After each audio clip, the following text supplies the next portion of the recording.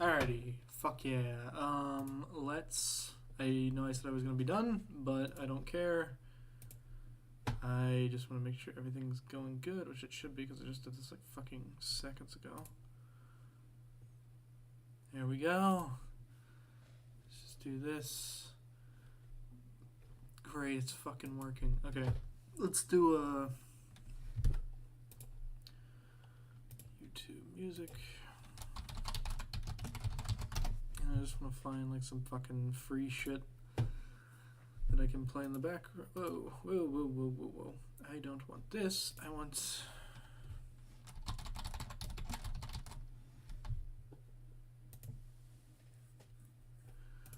You know what? Oh, there we had it.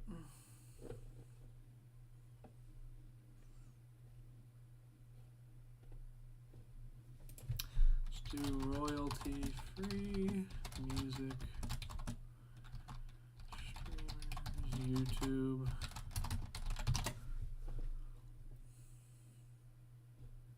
Boom.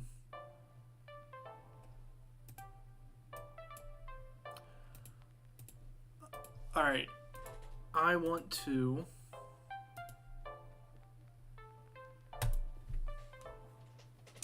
So what I would actually like to get better at is studies. Or reading studies. Because, I mean, I did it in college. And I graduated 2020.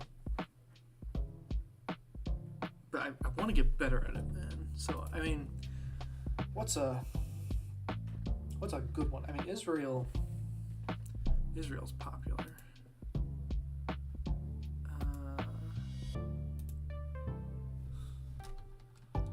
Why don't we do Israel?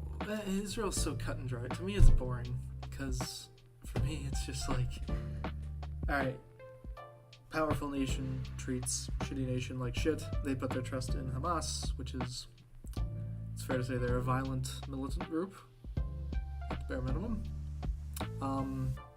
Depends how you define terrorist, but I mean, could be fun.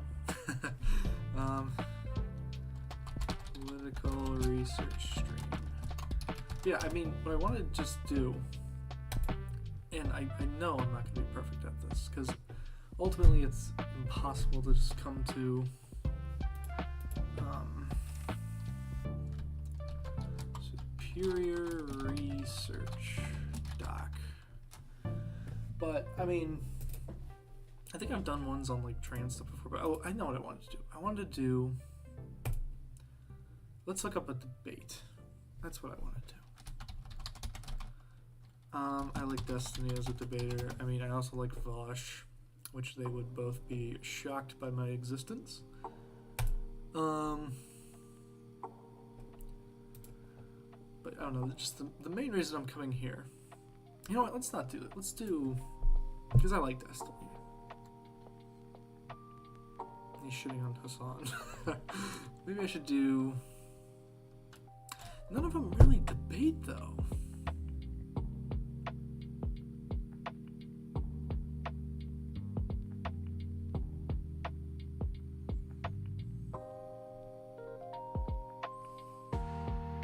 Because I think I did one on the Trump election, too.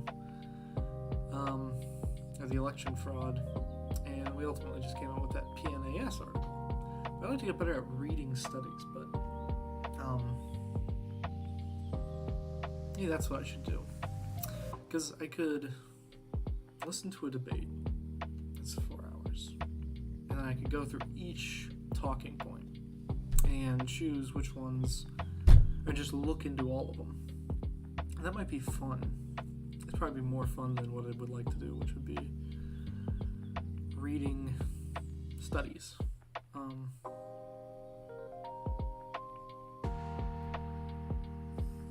The red pill stuff might be fun too. I don't know, videos, let's see what he's got. Yeah, I'm pretty sure that was a myth.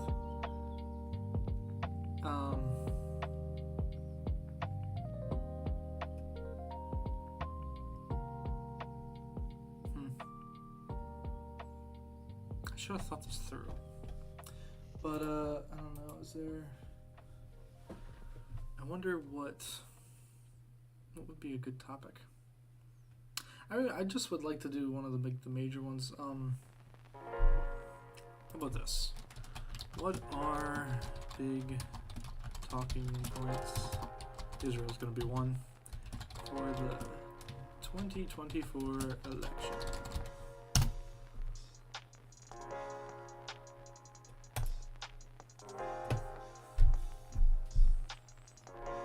Jesus. Yeah, what are they pushing?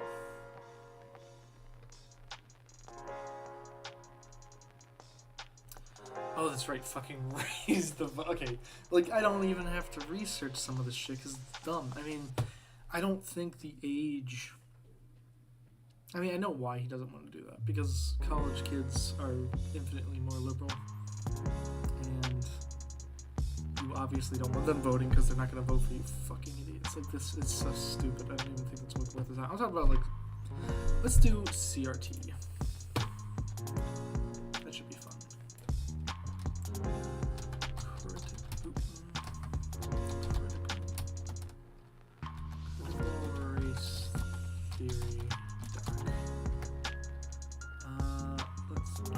Up 30. Let's go to the center, bolden that shit, and then do CRT is systemic racism real. I mean, this is dumb as well, but yeah, people can pivot like crazy. So when we go back to 12, let's get rid of that. Can I double space everything? Yeah, thank you.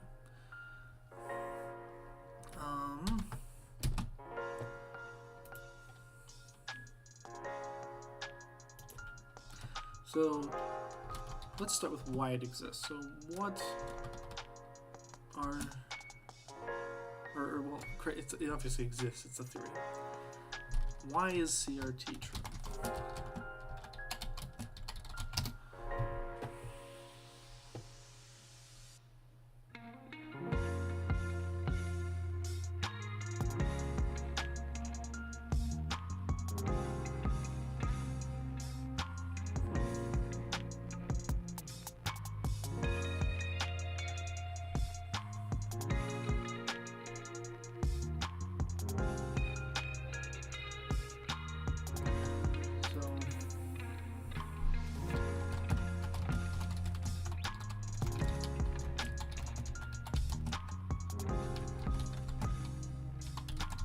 Just do being true. That way I'm starting from like a neutral fucking standpoint. I mean,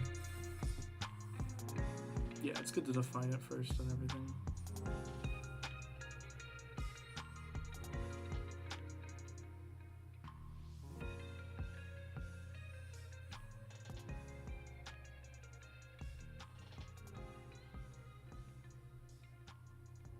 And that's the thing. I think the more you think about it, you start to realize this is true, that CRT, that it argues that racism is not just a matter of individual prejudice or discrimination, but a systemic and structural phenomenon that pervades American society.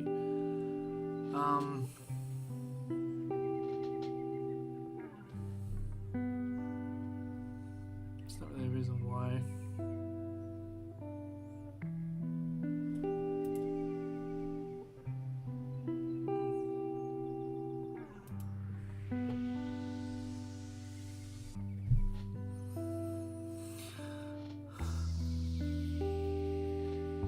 Yeah, I know. It's like I think that's a good way to describe it.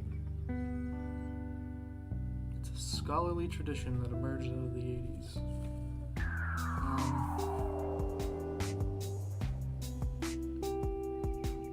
Yeah.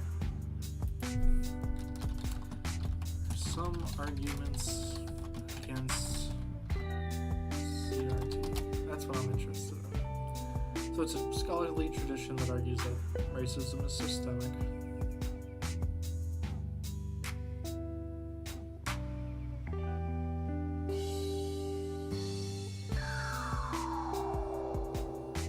this is good actually, because I can take.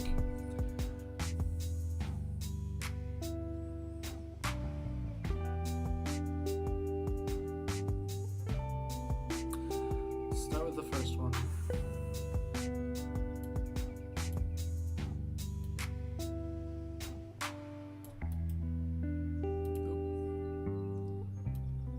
So let's just copy all this.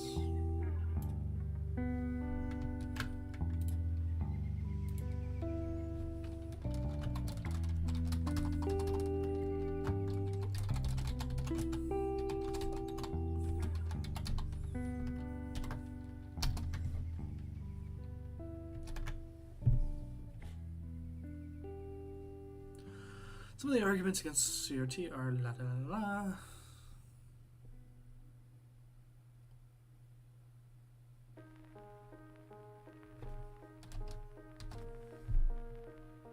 Let's do the first one. So CRT is based on storytelling instead of evidence, reason, and reason. I don't think that's true though.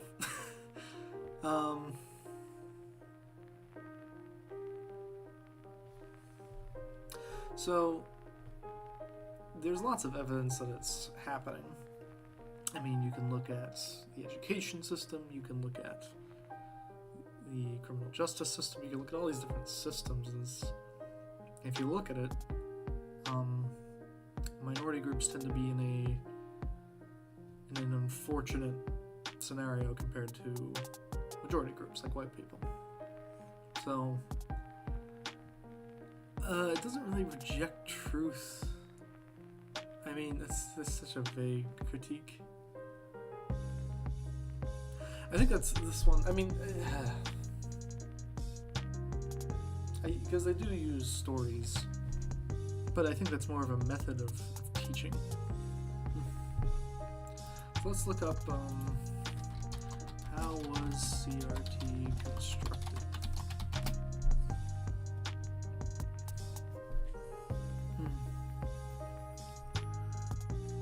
Yeah, critical legal studies. Yep.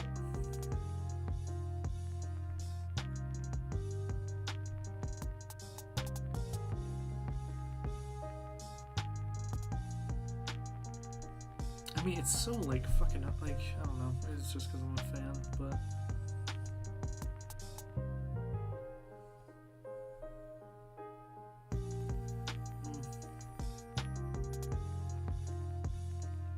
But anyway, okay, so is CRT based on storytelling? Yes, but like I'm trying to think of how to like source this as opposed to just making arguments. Yeah, it is. But is that a problem? So why don't we... I'm just going to fight with the computer a little bit. How is CRT legit if it's based off storytelling? I mean, is this just kind of like an epistemology question? Like, it uses stories to convey a point, but I mean, there's evidence for it. Yeah, exactly. It's just a tool. Yeah, I mean, we do this all the time in teaching. We use analogies and shit. And yeah, they have been used in other ones too. Like, I just, it seems like such a shitty one. And this is hard because I'm trying to get in the mind of like a conservative person. One of the stronger ones I would say is probably like, oh, you're being racist because you're favoring people, but even that doesn't really work. Like, it's such just a reductive view.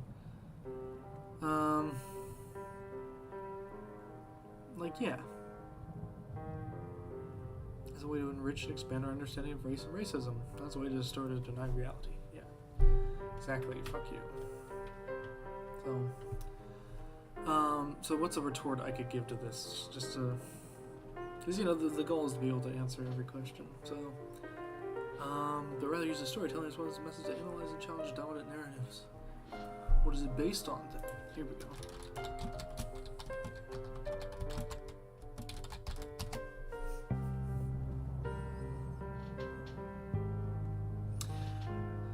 Ugh.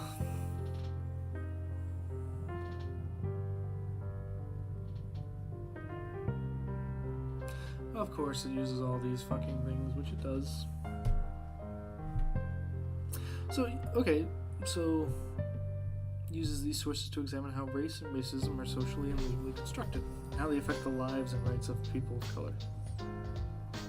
CRT also uses evidence and reason to support its claims, such as historical documents, data, legal cases, and empirical studies.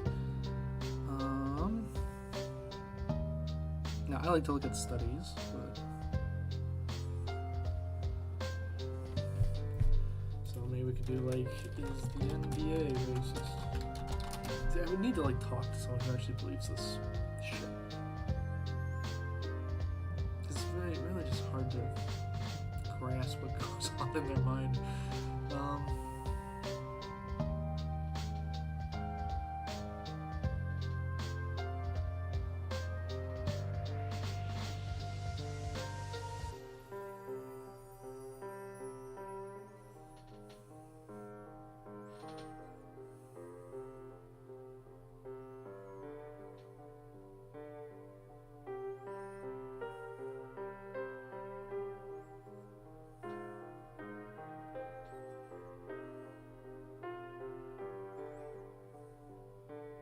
Nice.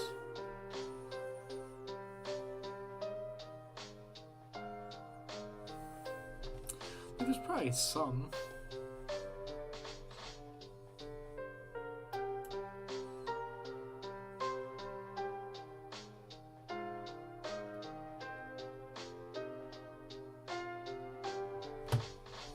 Okay. Yeah, see, that's a dumb question. Like, this is a dumb question. A better question would be like,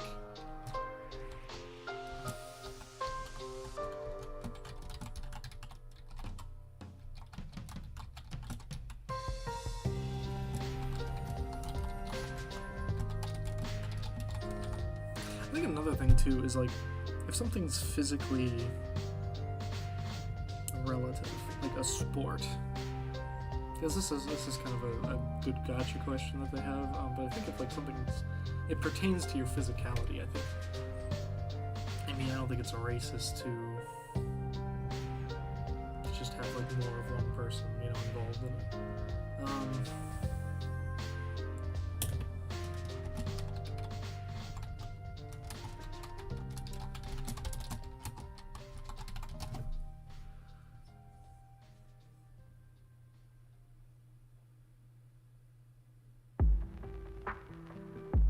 Yeah, of course it doesn't.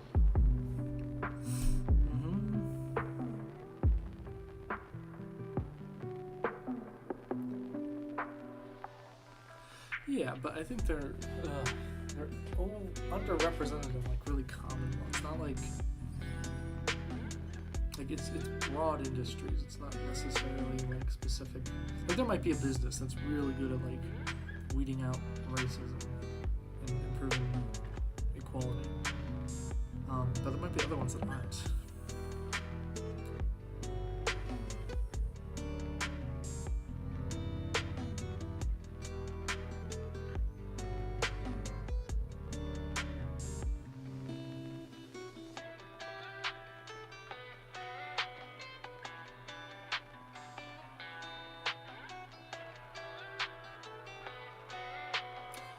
Yeah, this is a long fucking response, jeez.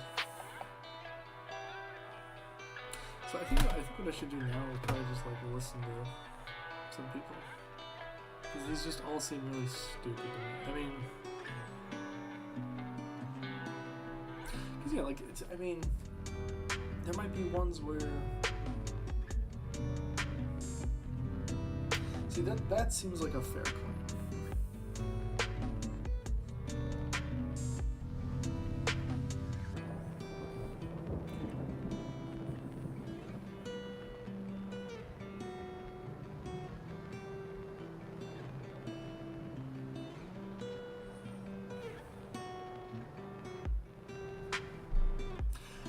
Yeah, because this makes sense, right? But I guess I don't know, I think I'm trying to look for something that they might find convincing, and that's maybe why I'm not coming up with it. Because I know what I find convincing, but...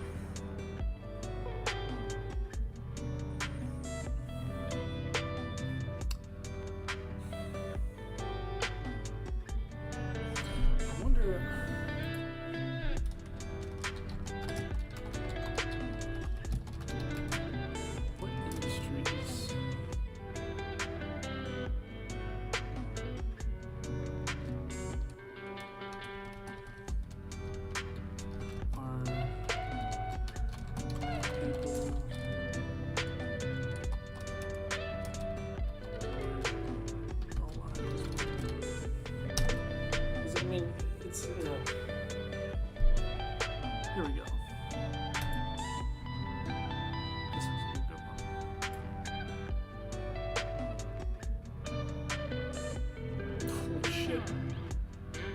22% of COVID deaths, Jesus.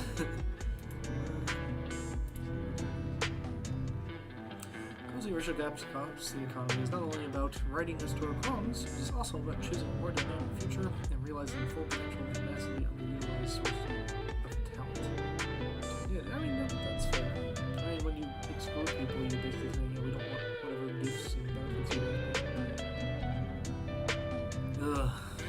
This is the thing, like, I'm sure if you jump into, like, any fucking...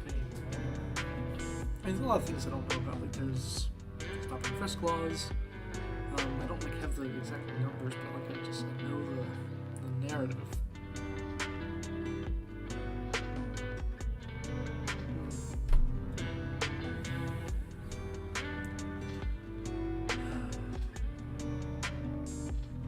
So, let's take this, for example. Why is the median annual wage black workers?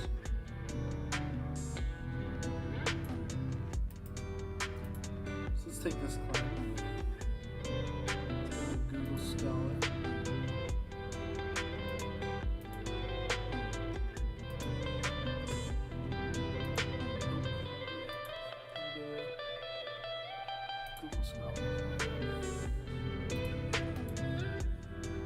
Yeah, it's better if you have, like, material, I guess, to critique.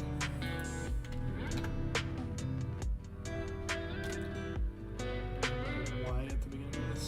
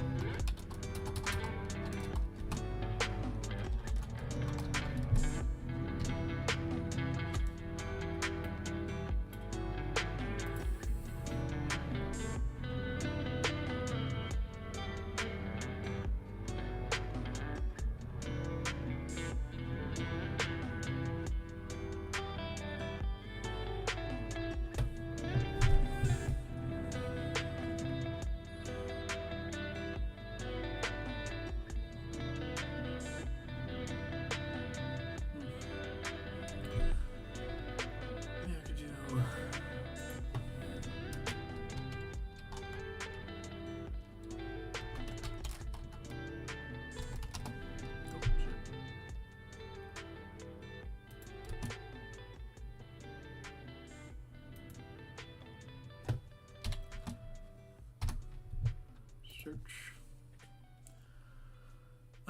Yeah, this is the one we were looking at. I mean, probably because I punched that in.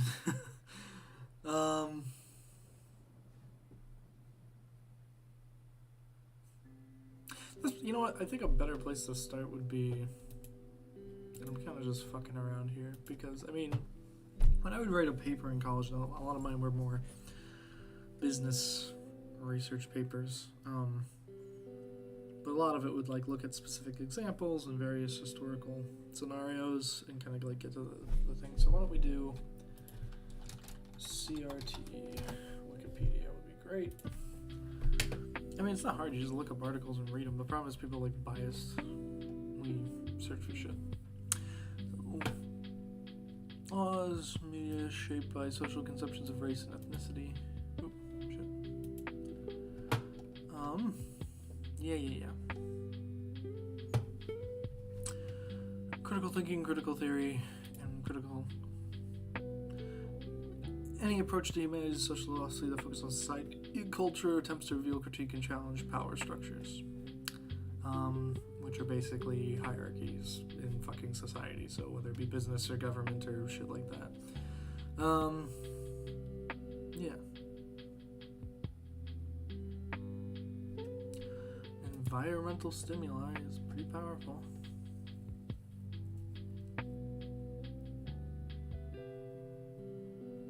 So rather, okay. Yeah, I mean, because blaming individuals is just kind of it's a lazy solution in the first place. You're just like, oh, they're just stupid. But I think even if you say that there's a fun little game you can play where you're like, oh, so they're inherently just more stupid, or they have a higher chance of being more stupid than other people, then you just say, oh, well, I'm not hating the group, I'm just hating the individual. It's like, well, you're hating more of the group. Instead of thinking about, like, why they're ending up in these situations.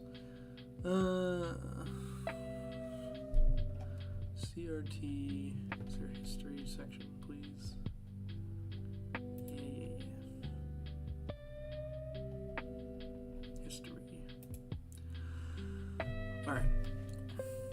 terminology, CRT, began its application to law. The subject emerges from a broader frame of critical theory and how it analyzes power structures in society despite whatever laws may be in effect. In 1998, critical race theory, past, present, future. Delgado, Stefanik trace the origin of CRT to the early writings of Albert Bell Jr., including his book, or his journal title.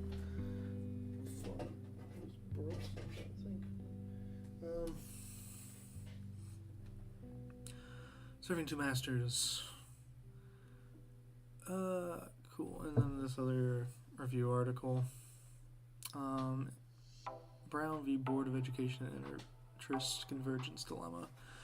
In the 1970s, as a professor of Harvard Law School began to critique, question, and reassess individual rights cases he had litigated in the 60s to desecrate schools following the passage of Brown v. Board Education. This reassessment became the cornerstone of critical race theory. Let's look into this. This is interesting. So, Board v. Brown, Topeka, was a landmark decision which ruled U.S. laws which established racial segregation. Public schools are unconstitutional. 1954, holy shit. Even if the segregated schools are otherwise equal in quality, the decision partially overruled the court's 1896 decision, Plessy v. Ferguson, which had held that racial segregation did not violate the Constitution as long as the facilities of each race were equal in quality. Jesus. Doctrine had come to be known as separate but equal. Yeah.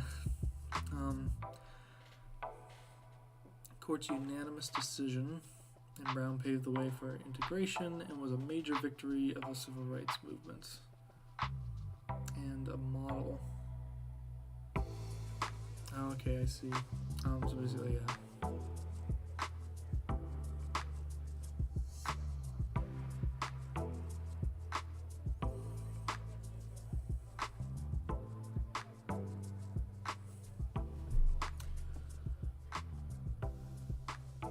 Oh, that's great.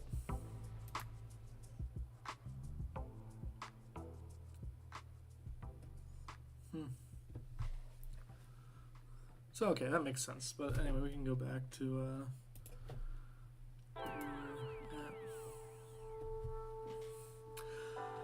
okay, so basically, together they wrote Critical Race Theory and Introduction, described Bell's interest convergence as a means of understanding Western racial history. A focus on desecration after the 1954 Supreme Court decision in Brown declaring school segregation unconstitutionally left civil rights lawyers comprised between their clients' interest in the law. The concern of many black parents for their children's access to better education was being eclipsed by the interests of litigators who wanted a breakthrough.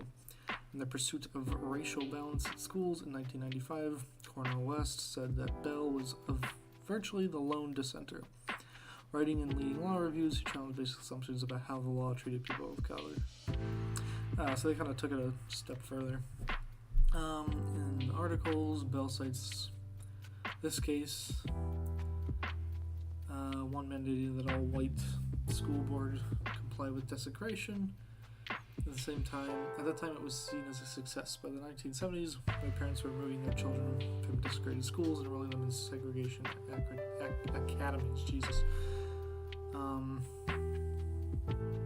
Or desegregated schools.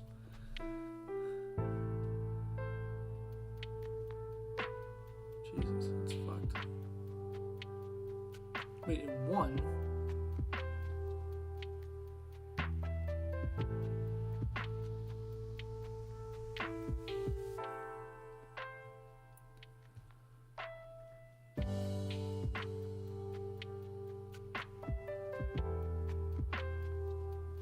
Wait, the NAACP? This is not good, right? Oh, so they would do, I see. That's fucked up. Yeah, okay, I see. Oh, they comply with it, Jesus Christ, because they were not doing that. I'm stupid. Bell came to believe that he had been mistaken in 1964 when, as a lawyer, working for the LDF, he convinced Winston Hudson, who was the head of the newly formed local NAACP chapter in Harmony, Mississippi to fight all Whately County. Yep.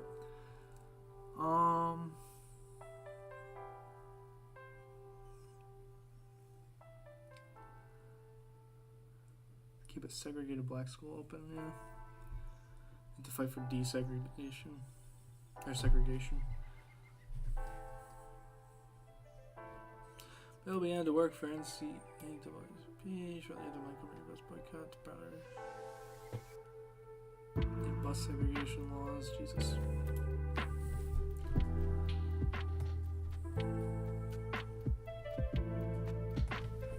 wonder if I can find this on YouTube. Anyway, I should stick with this.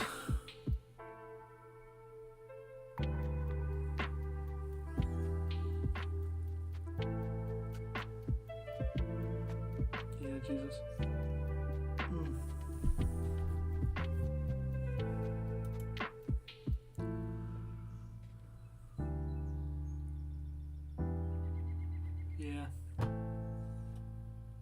Yeah, that's where people say shit like, it's funny as people figure this crap out a long time ago, but, that's when, like, people are like, oh, black people commit more crime, they're just more dangerous, you know?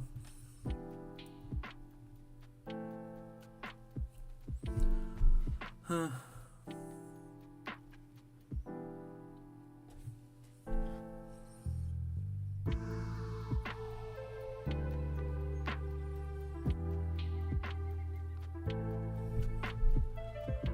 So, okay, basically as all this good shit was happening, Bell developed new courses and studied American law through racial lens, Bell's own source material.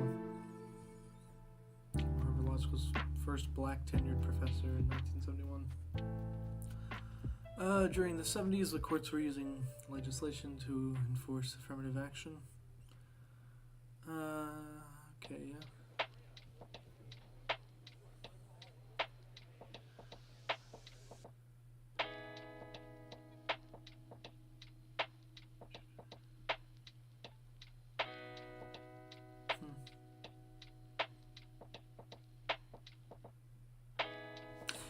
What's busing again?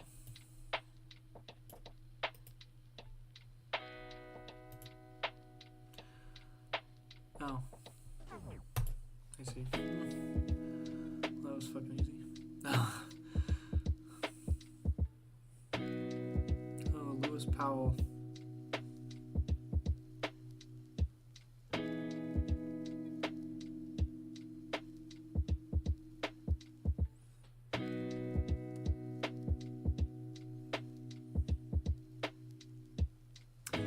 Interesting.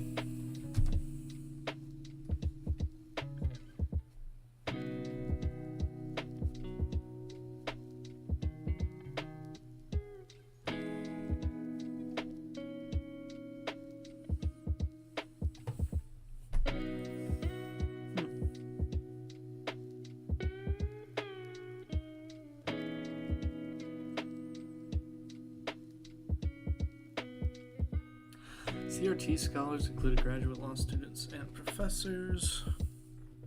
So there was an intellectual movement that emerged. Alan Freeman, founding member of Critical Legal Studies, listed forms in the 1980s. John's claims to alleged value-neutral position of the law. They criticized the... Yeah, so basically they were just shitting on the neutrality of the law. Criticized legal systems' role in generating legitimized and oppressive social structures, which contributed to maintaining an unjust and oppressive class system.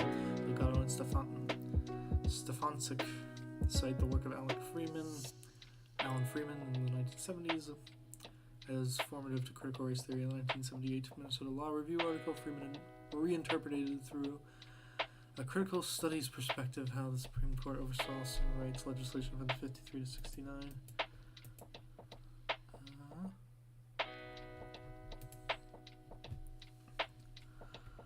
Only the Jews prove the victims they were victims. Wow, we're deserving of remedies. That's fucked.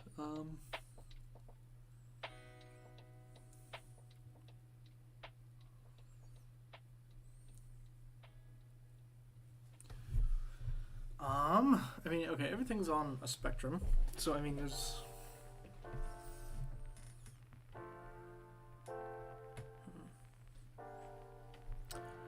Yeah, I guess I'm interested in the philosophical foundations because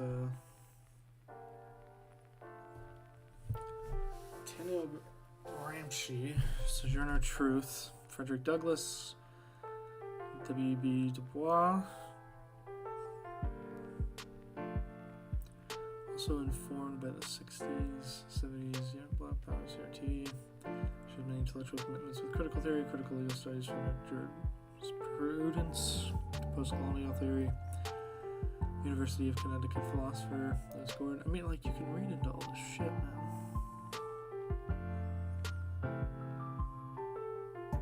Postmodern, post-structural scholarship, including emphasis on subaltern or marginalized communities. Nice.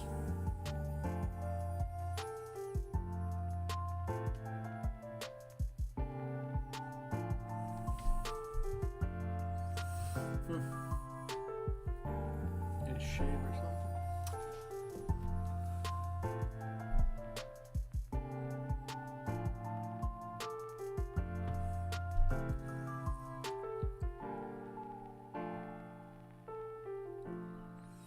I think what throws me off is sometimes people will present a problem and you're trying to pinpoint like what's wrong with it, but in order to pinpoint what's wrong with it, you need some sort of like basis.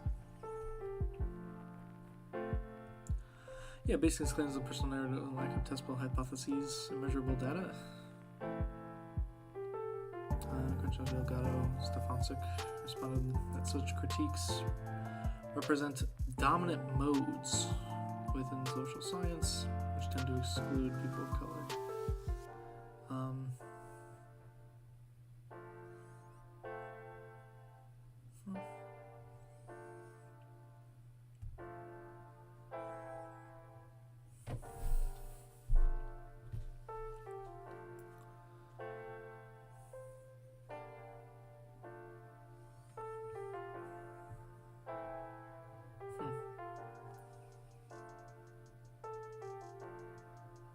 Jesus. 2020's challenge. Oh boy, yeah, conservatives hate it, man.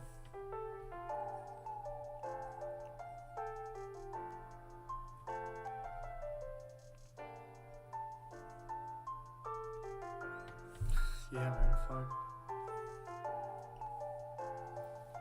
I mean, trust the idiots. I don't even want to look at those arguments. Let's do, fuck. Let's do,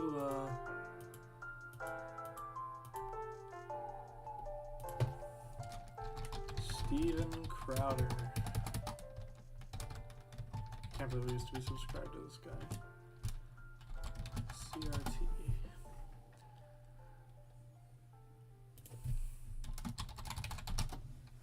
Can't type.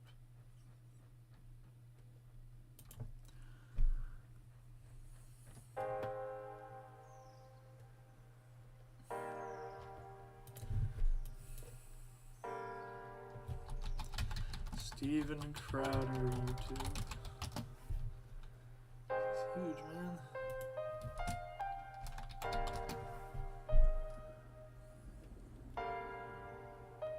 Is he not on YouTube anymore? No, he is.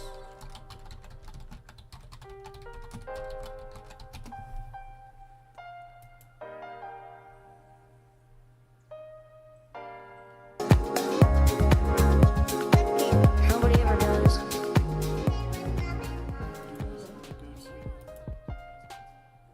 Hey, really quickly, glad to be with you. I apologize for the late start today, but we actually have quite a few Mug Club exclusives. Mug Club Undercover today. We have... So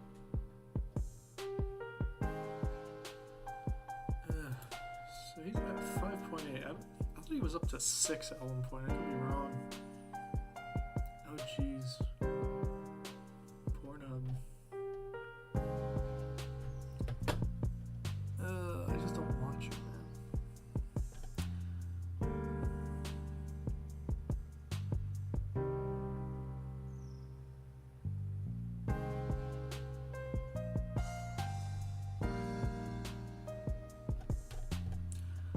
Jesus.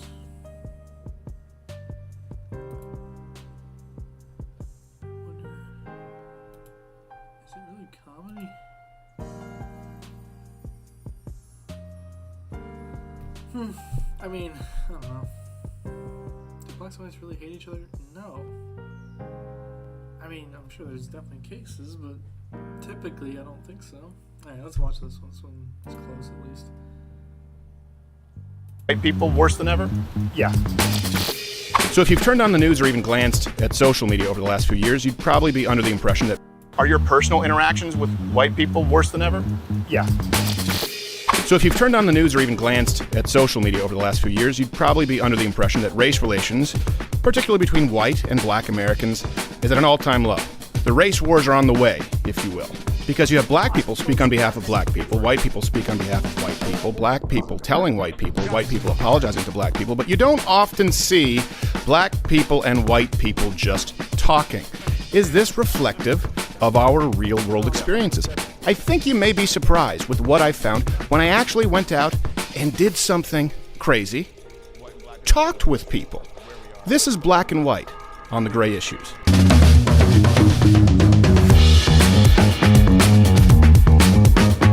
The first question, I guess, to you is, what would you say race relations are like in the States right now? Where do you think they are? I think it's almost even, man. Whereas, what I mean when I say even, like, okay, you know, there's still some work to be done. Sure. But there's not as much work that needs to be done. Because when you think about race relations right now, today, Yeah. you know what I'm saying, everybody is basically communicating with each other. Everybody's doing their thing together. Yeah. You know what I'm saying? They're linking up on different fronts. They just taking care of their business, you know what I'm saying? Yeah. Now, you got some people that are dummies who really are bigger than what people think. Mm-hmm. You know what I'm saying? And I think that, like, I really believe that today, how the media operate, it can't operate with that basic regular stuff that it used to operate with. Right. So they have to go like deep cover. Right. You know what I'm saying? And really get the good juice, good stuff. You know what I'm saying? So you think media has an interest in controversy and making race relations seem worse than they are in real life? Most definitely. Hey, Brian. Thanks, man. How would you sort of characterize, or how do you view like race relations in the United States right now? How do you see it? I do believe a lot of it is an agenda. So again, I look at the thing from like a micro level, like the things that they are portraying and projecting right now. I think that is to distract people from what's really. I'm light skinned, you know what I mean? So I've definitely experienced when I like what kind of racism would you experience from black people? I would say like when you talk about like discrimination against a group. Mm-hmm. That's what I'm saying. I feel that I was discriminated towards because of lighter skin. Now, the white people in the school, I wouldn't say that there was really any conflict with them between me, and that's what I feel like. It is more what the media wants to do, and what I feel like a lot of even black people are struggling with is believing the media and whatnot. That's surprising. As a not half a completely white person, obviously. I mean, I was raised in Canada. I'm very, very white. We're always told, and especially with Barack Obama, that, biracial people are always treated like they're black, right? That's what you hear in the media, and that wasn't your experience. Yeah, definitely not. I don't believe that that's an experience for most, and I believe that America, a lot of said that at all. people have a victim mentality, and they don't really ever search truth for themselves, and they just get fed a lot of things and a lot of truths. So yeah, that's what I struggle with a lot, especially a place like Dallas. It's a melting pot, you know what I mean? So it's nice to live in a place like this, but then you also see a lot of people just being distracted by all that's going around them and never really searching truth for themselves, and that's what makes me sad.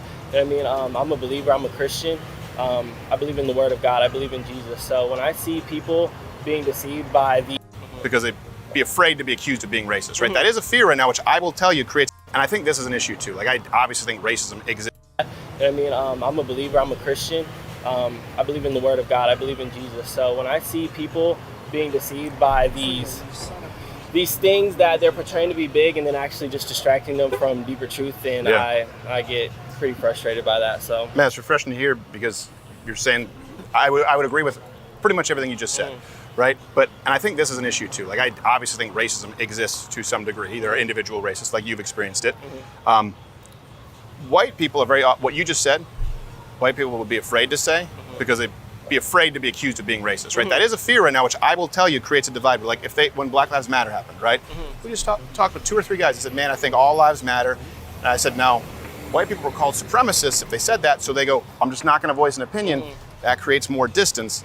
Do you sense that a little bit, where maybe white people are kind of pulling back because they're afraid of being it's a witch hunt, that everything is racist? If they express the exact same opinions you just did, most white people that's 100% in common. Yeah, and that's what I would have to say, that there needs to, instead of starting a group that is labeled Black Lives Matter, which again, like so I see a lot on the media, right, of like when like somebody will post like, oh, this strong black woman, and then and that happens by the black community, where they continue to describe themselves and kind of belittle themselves by their skin color, that like, okay, that's what's important about me, I mean, what I'm saying. And I don't think that's what's important about anybody. And even when it goes into this might be a little bit off topic, but when you go into the gay community or the trans community, it's funny to me It's how completely their on topic. whole identity is wrapped in their sexuality. You know what I'm saying? So, and I just see like that's a very sad life to live. I think if they could live like normal people, they probably wouldn't have to. But this guy's For in that sense, do get shut down and get. Society-wise, a lot of times, oftentimes, if your zip code determines. I want like an insane person. I'm sort of pissed if there is one. Yeah, I mean, you look at events, I mean, even most recently it happened this weekend. It's like, it just shows where it's kind of like going to race wars. It's just different times. And this is kind of what you see that in the media, right? A lot. But, being a comedian, having spent a lot of time around black comics, or a lot of black people just disproportionately in comedy, and then I've gone to churches that are very mixed. My interactions on a personal level are very positive, lifelong relationships. But if you watch the media, you're going to hear about the race wars and the division. Do you think there's maybe that? Are your personal interactions with white people worse than ever? Yeah. Oh, really? Yeah. Like what? What kind of stuff do they do? I mean, you have all kinds of stuff. You have the people that think it's acceptable to touch your hair, like you're a dog. You have the people that, I mean, it's all kinds of different things that just happen. Yeah. Where it's just like, okay, yeah, that's not acceptable by no shape, form, or fashion, so I don't know why we're doing this. That seems like a jump, though, from that to race war. Well, I mean, it's like, I'm trying to think of some other things that have happened. I've been called names by people. Yeah. It's been all kinds of like random things. Yeah. I've been not welcomed inside of places before. It's all kinds of it just depends on like where you're at. Are you from Dallas here originally? Yep. What area specifically? Mansfield. Oh, okay. I'm trying to, Mansfield, where is that? By Fort Worth. Oh, okay. Yep. Oh, yeah, it's a nice area. So what was it like being raised? Like, how would you classify your neighborhood? How would you sort of describe it? I mean, Mansfield's a primarily, I think, white area. Yeah. Suburban America. Actually was one of like the last school districts in the country to desegregate. Right. So I mean, yeah, it's, they have their problems. I didn't really deal with much there. Right. I think I really was exposed to stuff until I was an adult. Right. Yeah. But it was mostly white suburban, so you'd think you'd be exposed to those people so you're saying when you were young, it was mostly decent? Yeah. The interactions? Okay. What do you think about, bringing that up? This is a white guy's perspective. The segregation coming back in colleges and black-only spaces, right? Yeah. You mentioned to be desegregated. We're moving back toward that under different guise. Where do you line up on that? You think that's productive? What do you mean? To have black-only spaces either in high schools or colleges, right, to label those things. Seems to me, as an ignorant white guy, it's kind of like segregating again. Group for like addicts and saying we're segregated. And like saying, I get it's not the same thing, but it's like, yeah, when people have issues with life, they tend to get together to talk about those issues. It's not segregation. If you were doing things that just people do, like get together and like talk about things. But if you're talking about race things and you have some white guy in there who's not lived the life of a black person, they're gonna be a little bit out of the loop, man. So, like there are things unique that black people experience that white people don't, and that's just how it is. So, to have someone in there is not segregation. Jesus Christ! Like, why would you want to be in there anyway if you had nothing to do with the conversation? I can see that. I think it's everybody needs their safe space to where they can go be their authentic self, where they can really like vibe with other people that are like them. I'm not saying like it should be like, oh, white only or black only locations or slots or stuff, but like, I mean, if you see black people gather in certain places, like, okay. No, I mean, those are policies. Like, those are actual policies, like at schools now, where they'll have black-only spaces, which doesn't seem like that's really... What school was that? We had it start with Mizzou, right? And there have been a few others in so we just had the affirmative action ruling, where they said, no, okay, because Asians were sort of suffering at the hands of Harvard and Brown. Where do you line up on that? Do you think that it's... do you think that that's an issue that anyone who would say, you know what, I don't think that categorizing people, accepting them by race, even if you disagree with them, does that make that person a racist who thinks affirmative action is maybe not the best? So if you don't agree with affirmative action, are you a racist? Yeah. I wouldn't say you're a racist, but I mean, you should probably look at history to see like, hey, why do we have affirmative action, and then what's the importance of it? Yeah. I mean, whenever you got to realize, like, people, hell, I've been hired at jobs before because they told me I'm black. Right. That's not acceptable. Right. So it's like, it gets used in... That's affirmative action. Sometimes used in good ways, sometimes used in bad ways. You have a proclivity to shit on these types of things. Like, if I have to say, like, oh, you're ignorant, but it's almost like you're willfully ignorant, because there's so much fucking information nowadays. You can just Google it. You like answer these questions, but you don't. You talk to people who aren't... who are just regular people who don't spend their days analyzing politics all the fucking time. I mean, it's your fucking job. You should probably be more informed, Moments like that, it's like, okay, cool, I'd rather you look at like my qualifications, see like, hey, what is it that I do? Right. And see like, okay, great, you're the best candidate for this, versus like, okay, cool, you got it because you're black. Okay. So I mean, it just depends overall. So it sounds like you're saying that maybe affirmative action, not a great thing if someone's just hiring you because of your race. I mean, that's all it does. There is nothing else about it. It's hiring people based on their race, right? And you're saying, and honestly, that's got to be a terrible feeling if you're like, well, I feel like I've accomplished a lot. I'd rather you look at my accomplishments than just say I'm hiring you because you're black. That seems racist to me. Well, I mean, part of the thing is like, I don't know, no offense to you, but I don't know if white people understand this, but it's like, black people just get looked over all the time. Where it's like, it doesn't matter what our accomplishments are. If you look at me on a piece of paper and a white person on a piece of paper, it's going to be two different experiences. Okay. I've seen it firsthand in corporate America. I've seen it firsthand in universities as well. So this is one thing that I think maybe we can you maybe come to a place of it with white people here. Let's say I'm a white business owner, okay? You just voiced displeasure, and I understand, with someone not hiring you, looking at two resumes because they don't necessarily know. Okay. But then you also said that it was kind of crappy that someone hired you because you're black. What's a white business owner to do? I mean, here's the thing. It shouldn't have to be something that's a policy that's there. It should just be something that you're... Fucking God, there was an article I was reading.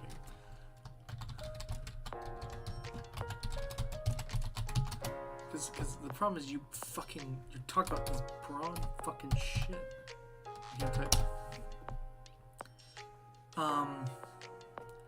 Hold on.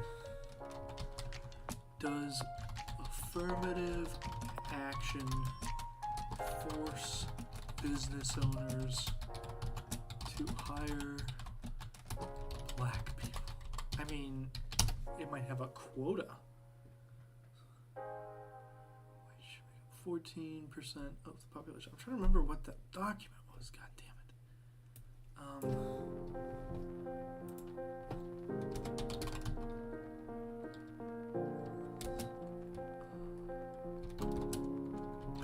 Affirmative action. Can't remember what the hell it was called.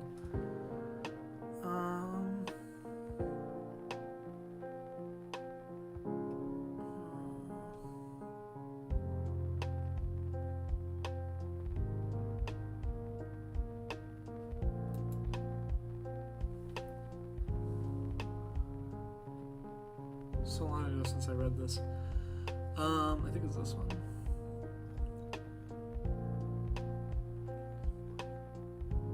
Yeah, it gives them an unfair advantage. I mean, first off, it makes it more fair because a lot of times they do get looked over.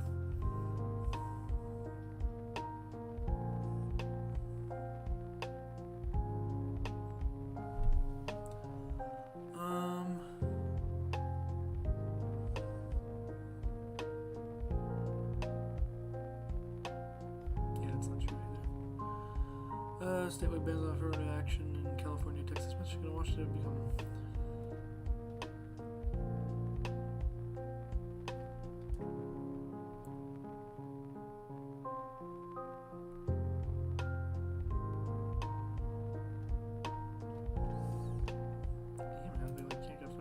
I can't think of what the...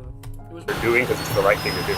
It shouldn't be like a thing of, okay, cool, I know I need to increase my diversity numbers, because that's normally what it is. I need to increase my diversity numbers, and then from there, then we're going to hire black people. So it's like, no, that's just the right thing to do. Mirror your customers.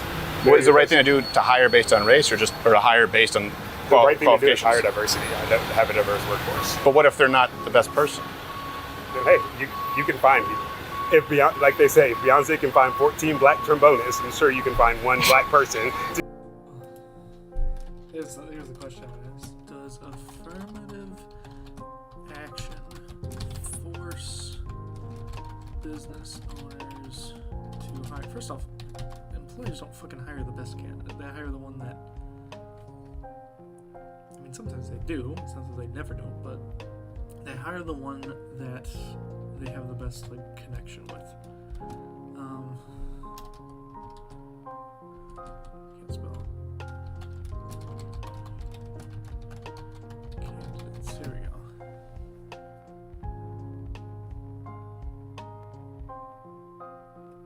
Yeah.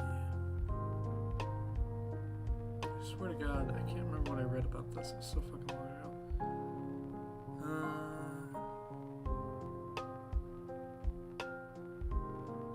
Because there's still like qualifications, yeah.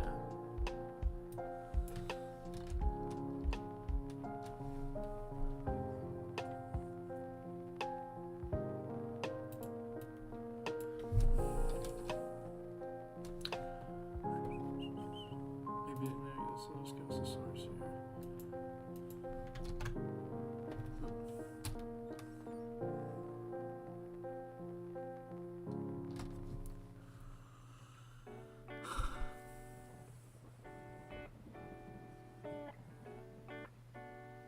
Yeah, raise so.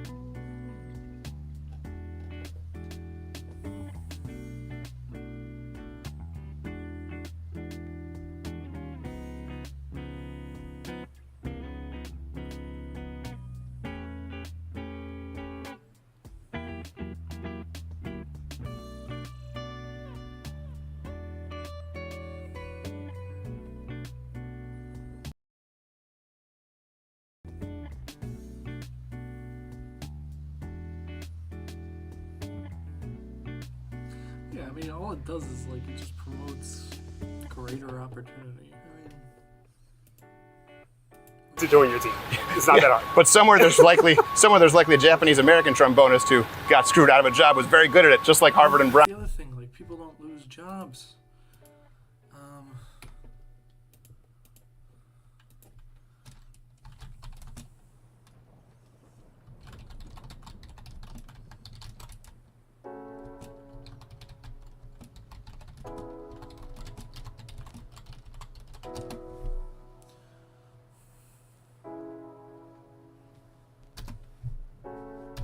Come on.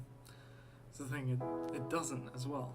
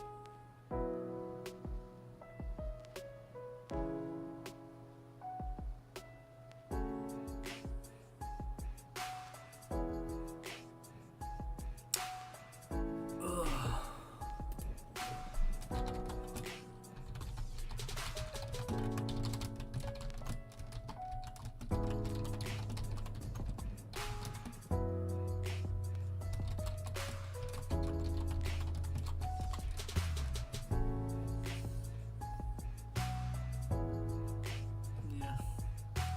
You also say that like minority groups are kind of less qualified naturally.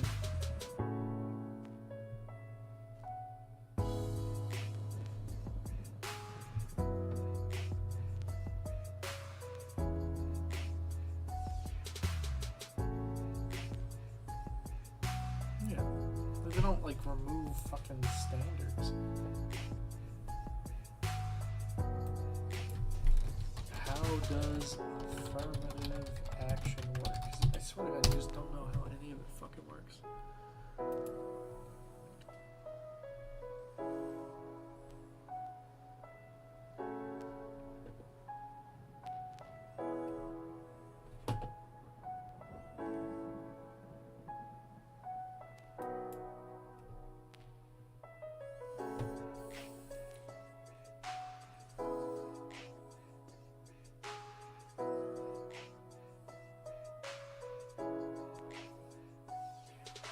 I might have to call it quits for this one, but I mean, I don't know.